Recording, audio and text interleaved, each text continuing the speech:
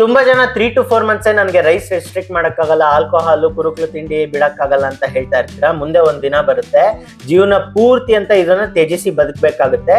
ಯಾವಾಗ ಅಂದ್ರೆ ನಿಮ್ ಆರೋಗ್ಯದ ಬಗ್ಗೆ ಗಮನ ಕೊಡದೆ ನಿಮ್ಗೆ ಡಯಾಬಿಟಿಸ್ ಆದ್ರೆ ಅನ್ನ ತಿನ್ನೋ ಹಾಗಿರಲ್ಲ, ಕಾಫಿಗೆ ಶುಗರ್ ಇಲ್ಲದೆ ಕುಡಿಬೇಕಾಗುತ್ತೆ, BP ಬಂದ್ರೆ ಕಾಫಿನೂ ಕಟ್ ಮಾಡ್ಬೇಕಾಗುತ್ತೆ, ಉಪ್ಪೆ ಇಲ್ದೇ ಇರೋ ಸಪ್ಪೆ ಊಟ ಮಾಡ್ಬೇಕಾಗುತ್ತೆ, ಥೈರಾಯ್ಡ್ ಬಂದ್ರೆ ಸೋಯಾ ಚಂಕ್ಸ್ ಕಟ್ ಮಾಡ್ಬೇಕಾಗುತ್ತೆ, ಹೈ ಯೂರಿಕ್ ಆಸಿಡ್ ಆದ್ರೆ ಚಿಕನ್ ಮೊಟ್ಟೆ ಪ್ರೋಟೀನ್ಗೂ ಸಹ ತಿನ್ನೋ ಹಾಗಿರಲ್ಲ, PCOD ಬಂದ್ರೆ ಮಿಲ್ಕ್ ಪ್ರಾಡಕ್ಟ್ ಪನ್ನೀರು ಮೊಸರು ಎಲ್ಲ ಕಟ್ ಡೌನ್ ಮಾಡ್ಬೇಕಾಗುತ್ತೆ. ಸೊ ಒಂದ್ ರೀತಿ ನೆಕ್ಸ್ಟ್ 35 years ನೀವು ಜೀವಂತ ಹೆಣ ಆಗ್ತೀರಾ. ಸುಮ್ನೆ ಜೀವ ಇರುತ್ತೆ ಅಷ್ಟೇ, ಬಟ್ ಲೈಫ್ ನ ಎಕ್ಸ್ಪೀರಿಯನ್ಸ್ ಮಾಡಕ್ಕಾಗಲ್ಲ.